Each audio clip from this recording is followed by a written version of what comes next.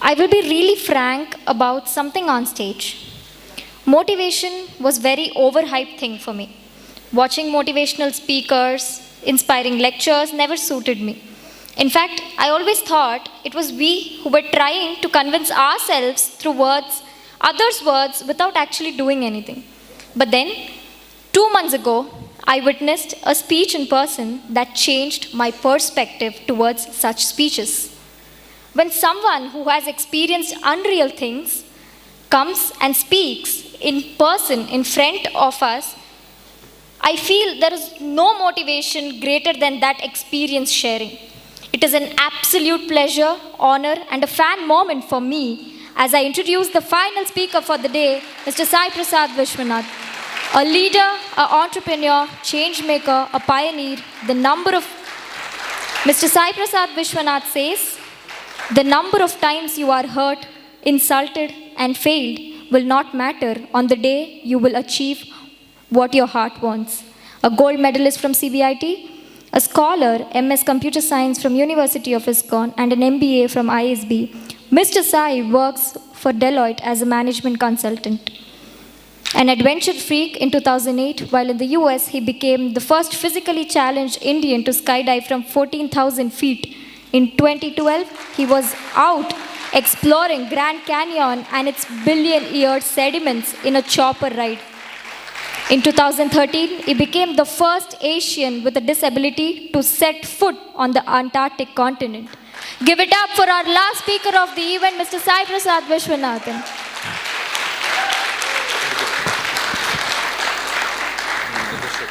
Yeah. Check.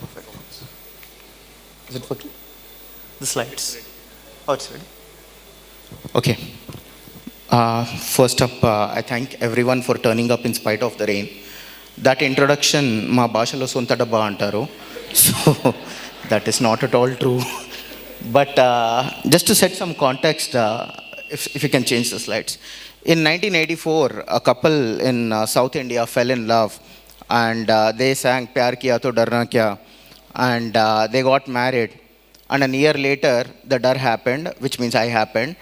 And when I was born, my parents were shocked because here was a part of my body, my spinal cord coming out of the body. And the doctor said the kid might not even survive more than 12 days.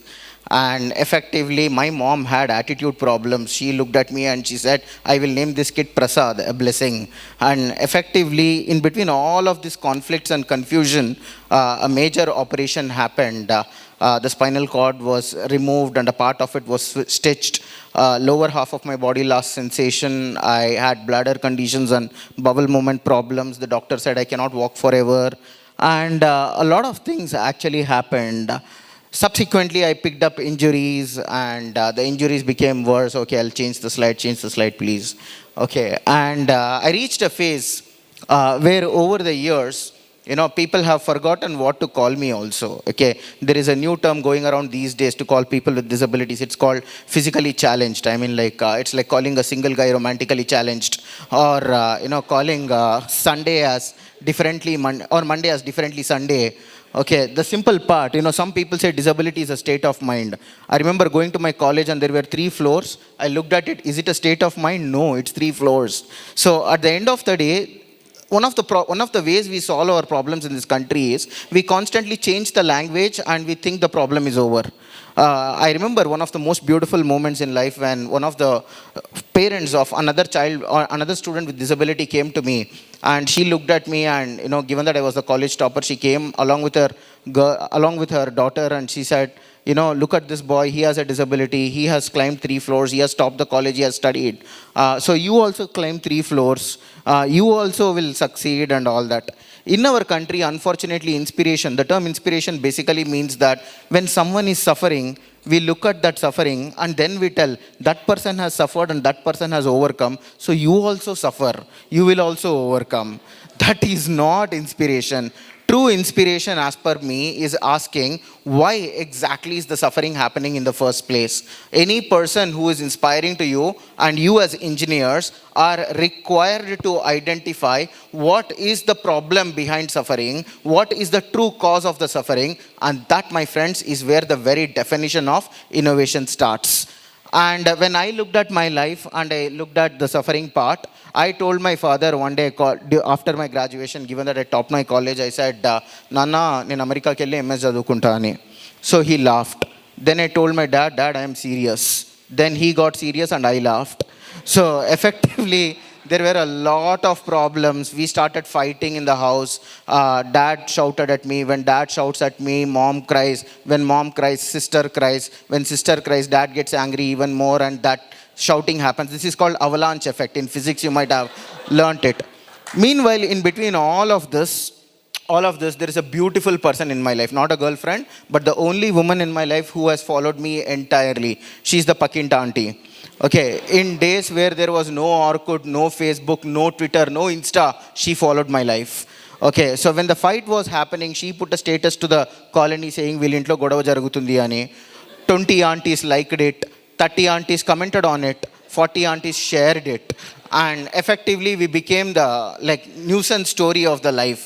And effectively, as I grew forward, it became a mental challenge. I mean, I remember one day, I had taken the GRE and I had gone ahead and gotten admitted into Stanford University and University of Wisconsin-Madison with a scholarship. And effectively, when an article was published, the auntie asked me saying, "Ayya babu ellagalugutava, nu bus ekkagalugutava, nu vantal chesukogalugutava, మీ చెల్లికి పెళ్ళి అవుతుందా?" And I was like, నేను MS చేయాలనుకుంటున్నా aunty, and so on and so forth. When you are thinking of innovation, two things come default in the Indian community. One, conflicts. Two, comments. Okay, so effectively, think of this. You don't need to do anything in life. You don't need to do anything. Just have a dream. Automatically, people will come in our community and give you comments and conflicts.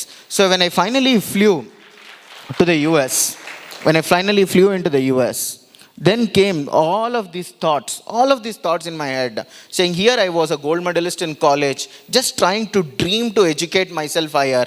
Why is it that it has become such a big problem into the country? So I started reading. I was alone. I didn't know what to do. My friends found girlfriends. I found a book called Bhagavad Gita, which a lot of people seem to be reading here. And I found this man telling something very, very interesting. Before I read this book, though, something very interesting happened. When I first went into the US, I saw this amazing facilities for people with disabilities. Amazing facilities.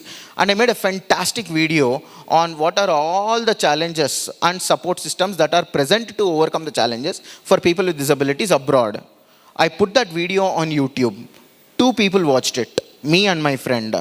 Because I was like, please watch it. It is informational content and so on and so forth. Nobody was interested.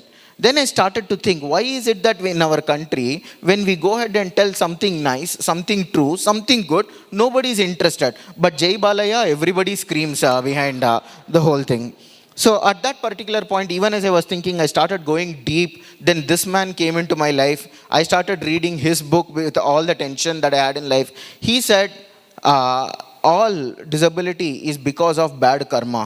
All disability is because of bad karma. That word has gone ahead and traumatized so many people. Even as I'm sitting in front of you here, I've spoken to almost 10 mothers in the last 3 weeks who have always been abused consistently when their child has been born with a disability, that this is because of the bad karma that you have done, and so on and so forth. And look at the definition of karma. One other perspective. You saw 2 perspectives here.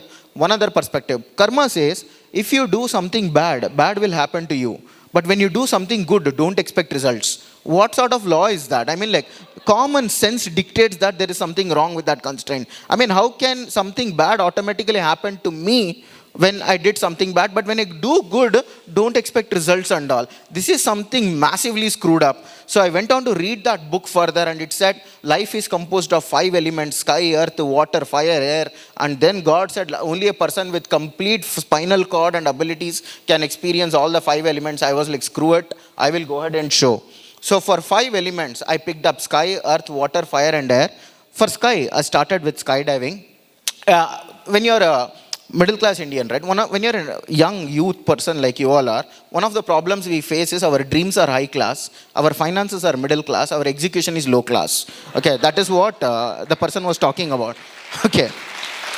Now, what happens when you have low class execution and high class dreams and very few festivals to celebrate is, in my house, my father worked In my house, my father worked as a train driver, and my friend's father worked as a bus driver. So together in CBIT college, which was a posh college, we couldn't really celebrate anything. The only thing that I celebrated big time in my life was my mom's birthday. And the very first time I missed my mom's birthday was in the US. So on some nice emotional day, as my mother's birthday was approaching, I saw an advertisement saying you can take the flight on top into the sky and jump from there and wish your mom a happy birthday. So in an emotional moment, I paid. I jumped because I paid. Okay, otherwise my parents would have come and thrown me. Anta gatti dukanu kuda dukaleda savu po ani. Now when I jumped out of the plane, my friend had enough common sense to put a flag in my hand, and both of us screamed saying, this is for the cause of disabled people in India. By the way, I forgot to wish my mom a happy birthday. This is the only photo in the entire video where I am smiling, and that is what I have been using all along. That video, when we put online, went viral. People were like, oh, you are inspiration. When you can't walk, you are flying and all that. Subsequently, Amir Khan saw that video, and he was like, you come over to Satyamev Jayate, we will talk.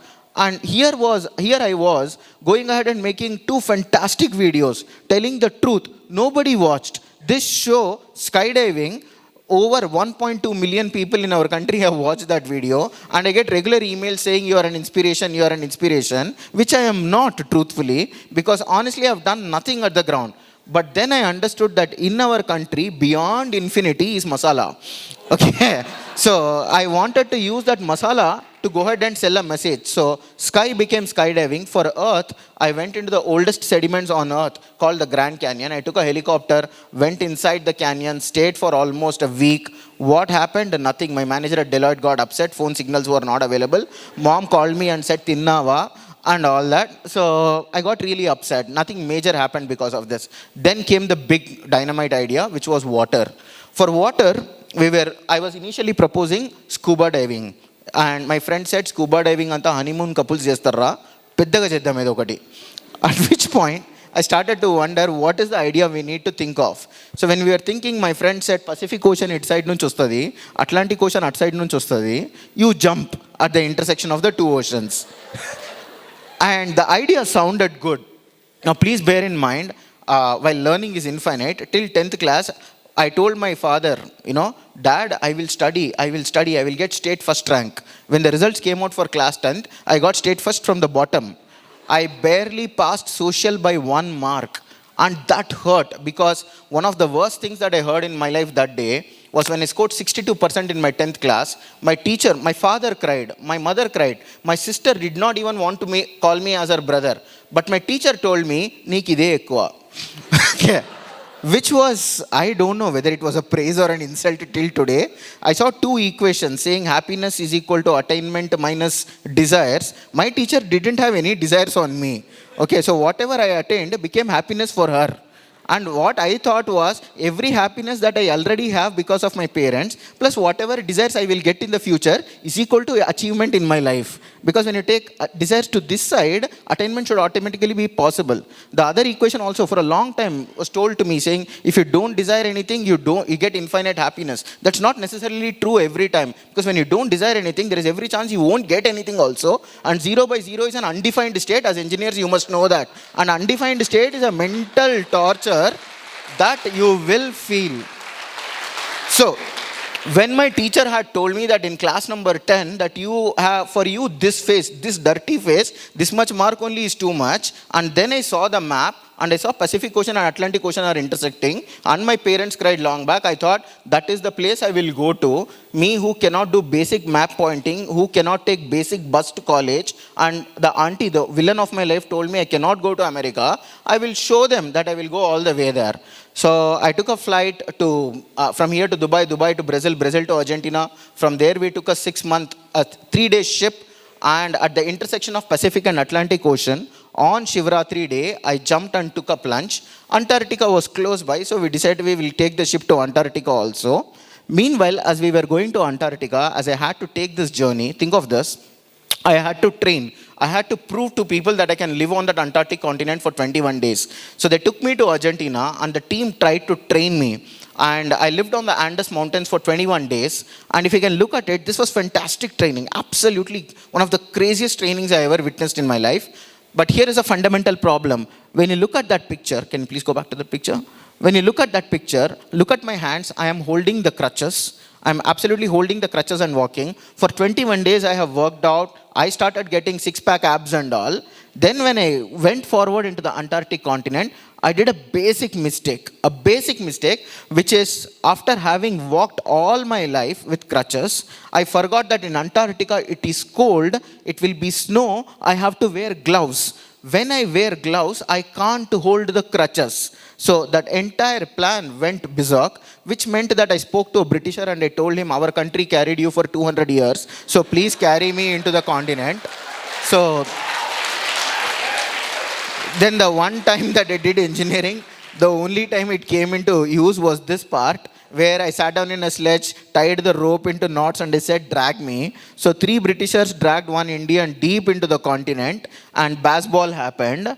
And on the Shivratri day, at the intersection of the Pacific, Atlantic and the melted Antarctic Ocean, I did take a plunge. And look at it, when I came back, people asked, Sai, was it cold? Okay. This is the quality of people surrounding us. When you have dreams, this is the quality of doubts people go ahead and get. And even on the Antarctic continent, as I reached, someone said Brahma Day and all that, 13.7 billion years life may. When you look at it, I became the first Indian with a disability to eat curd rice and avakai annam at Antarctica continent. And finally, when I came back, forget the media, forget all the laurels. The old auntie and came back and told me, నాకు ముందే తెలుసు నీలో ఏదో ఒక spark ఉండే అని. Okay, నాకు అప్పుడే తెలుసు చిన్నప్పటి నుంచే నీలో ఏదో చురుకుతనం ఉండే and all that. And I wanted to tell her, you told me I can't climb a bus. But then I had realized that it is better to be mature enough to be misunderstood. And I had gone ahead and told that, I'm happy auntie that you have understood. And that was the moment I realized in life that beyond infinity, beyond anything that you dream or you want in life, there will always be conflicts. There will always be failures. There will be people who are ready to put you down. There will be people who will pity you. There will also be people who will sympathize and empathize with you. But what you are born for first needs to be supported by you, by your own inner strength. And if God is the way you find that strength, if these talks are the way you find the strength, if your friendships are the way you find the strength, silence is the way you find the strength, I don't care how you find your strength, fulfill your destiny, be happy, and maybe one day I'll get on stage and share a similar story. Thank you so much for the opportunity. Have a great time.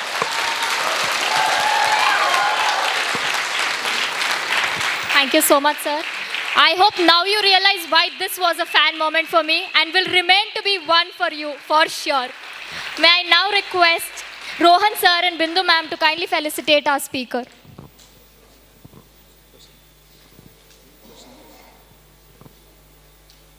Would you want to have okay, after this felicitation, can we do that? Sir, can I have the ribbon? Okay.